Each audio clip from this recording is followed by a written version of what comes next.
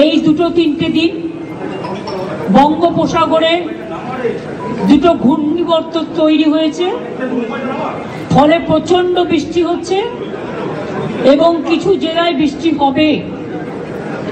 যাদের জায়গাগুলো ইতিমধ্যেই জলে ঢেকে আছে, নতুন করে যদি বর্ষা হয় আর সেই বর্ষার জল যদি আবার আসে এবং ডিভিসি যদি আবার জল ছাড়ে,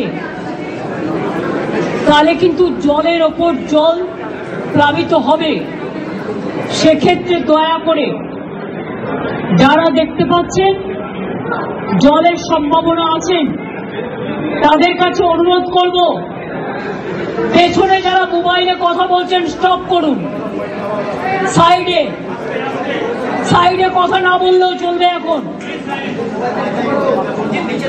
আমি আপনাদের যেটা বলছি, সেই সব জায়গায় দায়িত্ব দেওয়া হয়েছে বিডিওদের, ডিএম, এসডিও, আইসিদের, যে তারা দরকার হলে মানুষকে বুঝিয়ে সুঝিয়ে, আমি জানি ঘর ছেড়ে আসা খুব মুশকিল, কেউ তার নিজের বাসস্থান ছাড়তে চায় না, কিন্তু একটা মানুষের জীবন চলে গেলে জীবন ফিরে আসে না।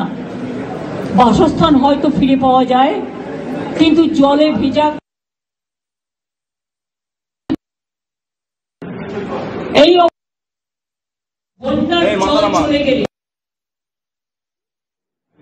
বন্যার জল চলে গেলে প্রথম কাজ হচ্ছে বর্ধমান, বাঁকুড়া, বীরভূম, হুগলি, হাওড়া, নদিয়া থেকে শুরু করে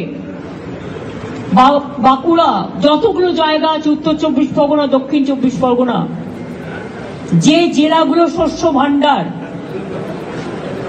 যাদের শস্য নষ্ট হয়েছে, যাদের জলে ধানের জমি প্লাবিত হয়েছে, তাদের জমিগুলোকে মেপে তারা যাতে শস্য বীমার টাকা পায়, চাষি ভাইদের, বোনেদের আমি চিন্তা করতে বারণ করব।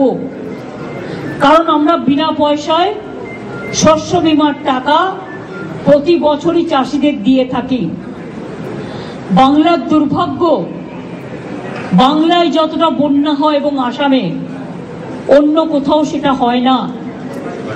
কারণ বাংলা হচ্ছে নদী মাতৃকার দেশ, নদী, পুকুর, সমুদ্রে ঘেরা, ফলে আমাদের বাংলার অবস্থানটা ঠিক নৌকার মতো, প্রচন্ড জল জমে যায় একটুতেই। আমাদের চিন্তা হয় যখন জল প্লাবিত হয় দীর্ঘদিন ড্রেজিং না করার ফলে, জলটা ছেড়ে দেয় গঙ্গার ইরোশনের ফলেও। মালদা, মুর্শিদাবাদ যখন প্লাবিত হয়, বিহারেরও কিছুটা অংশ প্লাবিত হয়, কিন্তু বিহার তখন বাঁধ কেটে দিয়ে জলটা বাংলায় ঢুকিয়ে দেয়। Ganga action plan, ফ্ল্যাড control, DVC, তিনটেই কেন্দ্রীয় সরকারের আমলে, মানে অন্তরে, মানে ওদের অধীনে, কিন্তু আজ পর্যন্ত কোনো কাজ তারা না করার ফলে লক্ষ লক্ষ মানুষের ঘর ডুবে যাচ্ছে, কৃষিক্ষেত্র ডুবে যাচ্ছে, শস্য ক্ষেত্রে ডুবে যাচ্ছে। ইলেকশনে যে টাকাটা আমরা খরচ করি, আমি সব রাজনৈতিক দলকে বলবো, বড় বড় বিল্ডিং বানিয়ে, নিজেদের মূর্তি বানিয়ে যে টাকাটা আপনারা খরচ করেন, দয়া করে কেন্দ্রীয় সরকার তার 1/4 যদি আমরা পাই, আমরা Ganga action plan, flood control সিচুয়েশনটা আরো ভালো করে করতে পারি। আমাদের সরকার আগে থেকেও খবরই রাখতো না, এখন তো আমরা মনিটরিং করি 24x7।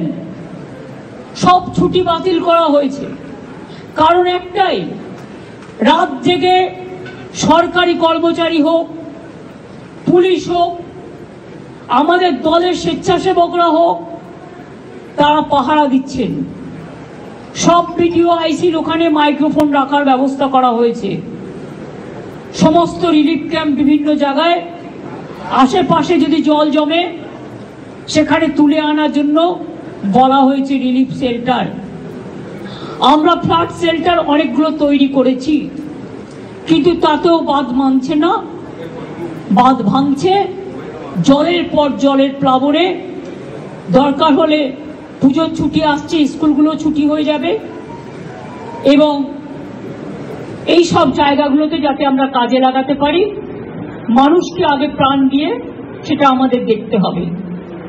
জলের যাতে খামতি না হয়, মানে খাবার জলে পিএইচই কে বলে দেওয়া হয়েছে, পিডব্লিউডি কে বলা হয়েছে যে রাস্তাগুলো ভেঙেছে টোটাল সার্ভে করতে। পঞ্চায়েত ডিপার্টমেন্টকে বলা হয়েছে ডিসেম্বর মাসে যে 11 লক্ষ মাটির বাড়ির টাকা রাজ্য সরকার ছাড়বে পাকা বাড়ি করবার জন্য, অর্ধেক টাকা প্রথম কিস্তিতে আর অর্ধেক টাকা দ্বিতীয় কিস্তিতে দেওয়া হয়। অর্ধেক কিস্তির টাকা আমরা ডিসেম্বরে ছাড়ব। জল কমে গেলেই পঞ্চায়েত ডিপার্টমেন্ট সার্ভে করে নেবে এই 11 লক্ষ মানুষের বাড়ি। তাছাড়াও মাইনরিটি ডিপার্টমেন্ট থেকে 65,000 বাড়ি তৈরি করে দেওয়া হচ্ছে ডেস্টিটিউটদের জন্য। সেই সংখ্যাটা যদি ওই লিস্টে থাকে তাহলে অটোমেটিক্যালি সেই সংখ্যাটা এই লিস্টে যুক্ত হবে। অর্থাৎ যাদের বাড়ি মাটির বাড়ি ভেঙে গেছে, ধসে গেছে, অথচ লিস্টে নেই, তাদেরও আমার মনে হয় যে বাড়িগুলো আছে সার্ভে করে দেখুক, কারণ তাদের আমাদের প্রায়োরিটি দিতে হবে। আমরা 50 লক্ষ বাড়ি বাংলায় পাকা বাড়ি তৈরি করে দিয়েছি এই 13 বছরে, কিন্তু এখনো মাটির বাড়ি গ্রাম অঞ্চল, আমাদের তো গ্রাম অধ্যুষিত বাংলা, এখনো 50 লক্ষর মতো বাকি আছে। সেক্ষেত্রে যে বাড়িগুলো একেবারে ধ্বংস হয়ে গেছে এবং অর্ধেক ধ্বংস হয়ে গেছে, সেই বাড়িগুলোরও একটা লিস্ট করতে বলা হয়েছে। ইতিমধ্যে অনেক বাড়ি হয়তো 11 লক্ষ লিস্টে আছে, যেটা নেই সেটা আমরা চেষ্টা করবে আরো কিছু বাড়িয়ে তাদের লিস্টে যতটা সম্ভব, যাদের একমাত্র ভরসা তাদের মাটির বাড়ি, তাদেরটা দেখে দেওয়া যতটা পারবো, টাকা যতটা পারমিট করবে। যতক্ষণ না হচ্ছে ততক্ষণ এক একটা বাড়িকে 3টে করে তিরপল দিতে বলা হয়েছে যাদের বাড়ি ভেঙে গেছে। খাওয়া দাওয়া রিলিফ, এবং আপনারা এই প্রথম দেখেছেন, আগেও করেছি আমরা, সরকার থেকে যেমন রিলিফ দেওয়া হচ্ছে, জিআর চলবে যতক্ষণ মানে স্বাভাবিক পরিস্থিতি না হচ্ছে।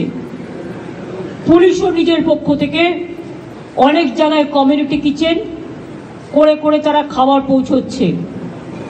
আমিও আমাদের পক্ষ থেকে, আমার দলের পক্ষ থেকে 10 গাড়ি খাবার কার পুলিশকে 10 ট্রাক দিয়েছি, আমাকে সহকর্মীরা দিয়েছিলেন।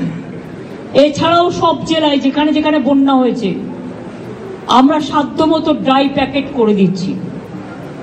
এক একটা জেলায় হয়তো সাবজেক্ট একটা দুটো চেঞ্জ হতে পারে, কাউকে 5 কেজি চাল, কাউকে 5 কেজি মুড়ি, ডাল, আলু,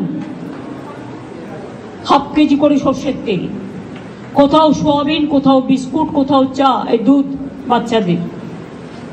এছাড়াও ডাল বলুন, যা প্রয়োজন মানে মানুষের ইমিডিয়েট, সেই ড্রাই প্যাকেটও আমরা দিচ্ছি এবং পরিবার অনুযায়ী এটা অলরেডি আমরা দিয়েছি বন্যা এফেক্টেড এলাকাগুলোতে।